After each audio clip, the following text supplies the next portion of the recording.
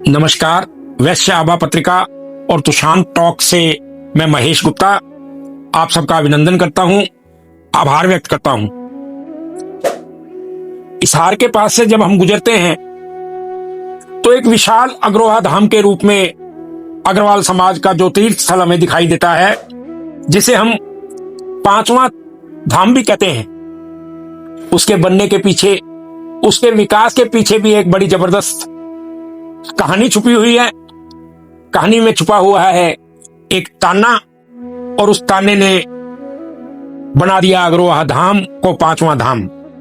बात करें तो 8 मार्च 1985 हरियाणा के मुख्यमंत्री थे चौधरी भजनलाल, और अग्रोहा में एक आयोजन था अखिल भारतीय महाराजा अग्रसेन हॉकी प्रतियोगिता के पुरस्कार वितरण का।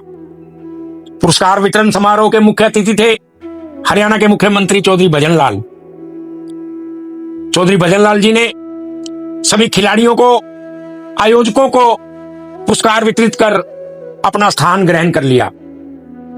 जब उन्होंने स्थान ग्रहण कर लिया तो सभी आयोजक बड़े हैरान रह गए। उन्हें लगा कि मुख्यमंत्री महोदय ने परंपरा के अनुरूप अग्रोहा धाम के लिए भी कोई सरकारी अनुदान की घोषणा नहीं की। नंद किशोर जी गोविंद का भी वहां विराजमान थे।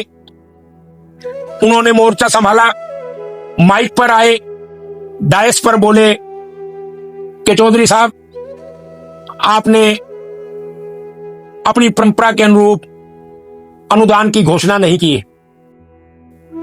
इतना कहने के पश्चात चौधरी भजनलाल ने 21,000 रुपए के अनुदान की घोषणा तो कर दी, लेकिन उन्होंने अग्रवाल समाज को झंझोड़ते हुए एक ताना भी मारा कि अग्रवाल समाज को अग्रोहा धाम के लिए मैं क्या दूं सरकार से पैसा।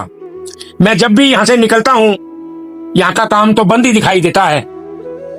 वैभवशाली अग्रवाल समाज मुझे समझ में नहीं आता कि अपनी पितृभूमि के प्रति इतना नकारात्मक क्यों है।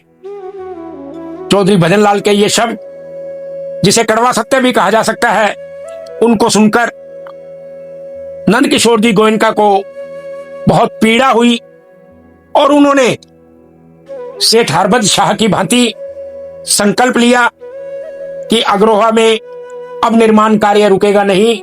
संयोग ऐसा हुआ कि उसी वर्ष मार्च 1985 में ही श्री नंद किशोर गोयनका को अग्रोहा धाम निर्माण समिति का राष्ट्रीय अध्यक्ष नियुक्त कर दिया गया, और नंद किशोर गोयनका जी ने आजीवन निर्माण समिति के अध्यक्ष के रूप में अग्रोहा धाम को पांचवा धाम बनाने में कोई कोर कसर नहीं छोड़ी। तो है ना जोरदार ताना और जोरदार संकल्प। जय श्री अग्रसेन, जय कुलदेवी लक्ष्मी।